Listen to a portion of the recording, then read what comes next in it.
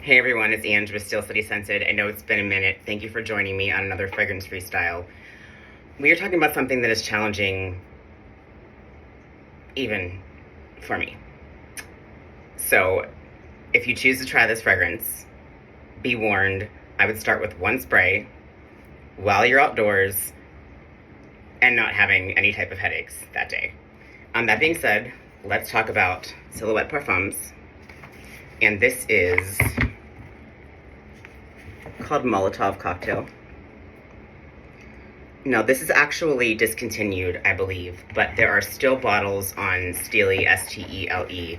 I got this one from the one in DC, and there's a New York City location, and I think one in LA also. So if you are inclined to try this at any point, again, I think you can get samples there. If not, possibly check the tertiary market, and you may be able to find them there. So unfortunately, Sylhouette Parfums does not have a website. They're a house based out of Vietnam, and the perfumer is called, I apologize, I'm going to mess up your name, Sai Trong, and they're just based on Instagram. So if you want to follow them, they are at SYLHOUETTE.parfums. And they actually won an Art and Olfaction Award in 2024 for this guy. So I do make it a point to try to at least smell all of the Art and Olfaction Award winners. We won't have a discussion right now about the criteria they're in for qualifying because it's this big mystery thing like Wizard of Oz. So, I don't know, but this actually won this called the Aftel Award. So Mandy Aftel is a natural perfumer who does absolutely outstanding work, and she has her own category. So this award says, Aftel Award, this award is given to one outstanding small batch perfume that was 100% Parfumerie created in-house with no use of outsourced compounding or expansion at any stage of the process. So again, this won that award in 2024. So let's talk about how it smells. So there are, again, with the dearth of information available from a website, I'm using Parfumo. And we'll talk about the notes, how it is on my skin, some comparables, and then where I think it would be worn. Just kind of the general rule of what we're discussing. So the notes listed again on Parfumo, and there is no type of top, mid, and base. So I really don't adhere to that principle outside of the duration of time, like that time profile curve for scents, because people can experience different notes at different points, given what their olfactory processes is used to, what they're used to smelling, and what your skin can pull. So again, keep in mind that that top, mid, base note thing may be kind of a wash for certain perfumes that you have, and this is definitely one of them. So the notes listed are blood, burnt leather, burnt rubber, fuel, and I assume it's gasoline because it's definitely not a diesel note, gunpowder, iodine, metallic notes, musk, I don't know which kind, pepper, it's definitely black pepper, smoke, sweat, and vodka. And the vodka here is like not Tito's, not Chopin. It's like the vodka that says vodka with the duct tape and the Sharpie written on it way in the bottom shelf. So those are the notes. I happen to absolutely adore gunpowder as a note. So any fragrance, like the House of Beaufort just has my heart, like absolutely fantastic. And metallic notes as well. So really odd perfumes are usually my jam. This is still growing on me, let's say. So I sprayed this on about an hour ago. The first 15 minutes gave me an absolutely insane headache. So like eyes watering headache. And I went in to tuck in my son, and he's like, "Mommy, get away from me. You absolutely stink." So, foreshadowing to the end of the conversation about where I would wear this. There's not a lot of information that you'll find on the website, on any website. I spent a lot more time looking about this fragrance and trying to do some research than I anticipated. So yeah, how does the fragrance evolve on my skin? So right now, again, I sprayed it about an hour ago. I smell vodka, some pepper, some iodine, possibly some metallic notes, right? So again, this is called Molotov Cocktail. For those of you who aren't aware what a Molotov Cocktail is, per Wikipedia, it says a Molotov Cocktail, among several other names, is a hand-thrown incendiary weapon consisting of a frangible container, something that can explode, filled with flammable substances, and equipped with a fuse, typically a glass bottle with flammable liquids sealed with a cloth wick. So in the movies, they always have a glass bottle with some type of fuel inside, some cloth in there. They set it on fire, and then you burn it and throw it. It's kind of like a ghetto hand grenade, right? Ghetto dynamite. And it says, in use, the fuse is attached to the container and lit, the weapon's thrown, shattering the glass on impact. So again, when that impacts, the glass spreads, the flames hit whatever combustible materials inside, and boom, right?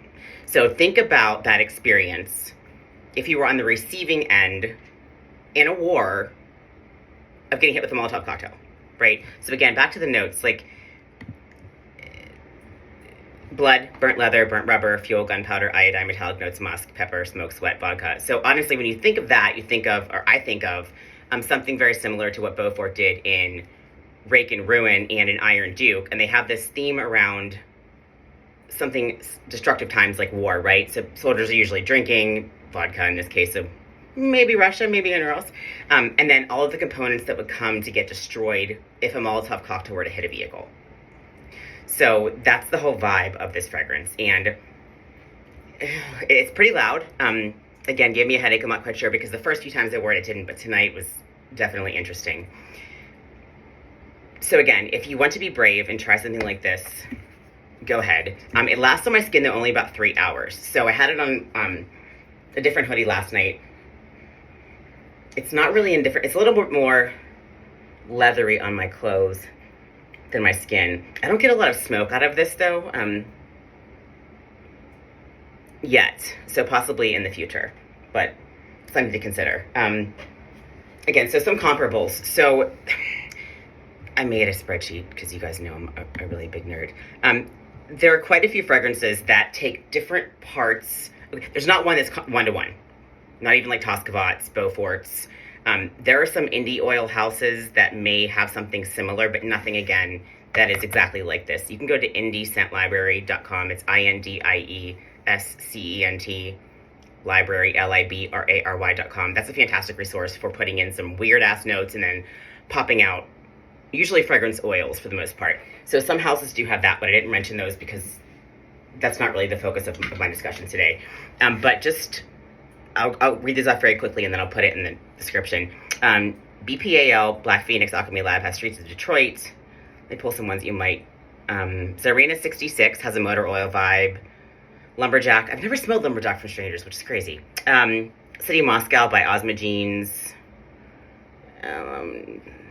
Sawmill by Solstice Scent. Smells like WD-40 by MSCHF, which I still have to smell. Comme des Garçons Synthetic Series 6 Garage, which I am not, and Tar, for that matter. I'm really underwhelmed by them, to be honest. I have to review those soon. There's one called, let's talk about Perfume.Sucks. There's a brand called Perfume.Sucks. I think they're out of Amsterdam. They have one called Fuel, which I actually ordered last December before they were available in the States.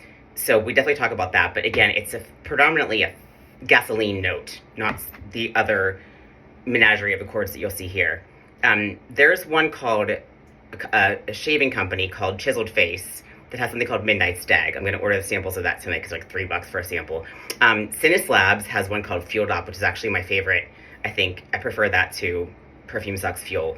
And then Bvlgari by Rubini, which I need to get a bottle of. And then other things that are like, again, leather and car related. There's Bvlgari Black, Nostalgia by Santa Maria Novella, which again I need to see. One called 005 Mécanique by Hunk, which I was not as excited about as what I wanted to.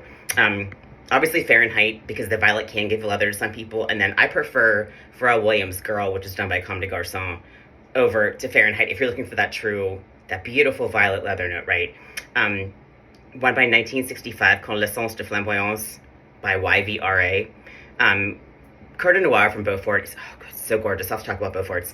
And then one called Mécanique Intuitive by Les Eaux Primordiales. So those options. So you have those. And then again, where would I wear this? Because we're running out of time. In my house is about it. I think this would really trigger a lot of people, especially those that are scent sensitive. So it's worth a shot kind of like as a novelty perfume, but I would not make this a regular perfume unless you really hate the people around you and possibly hate your nasal processes, because really I can't smell anything else after I smell this. So this is it for the night for me. So, okay. All right, guys, stay safe, stay fragrant, stay well, and I'll talk to you guys again soon. Take care. Bye.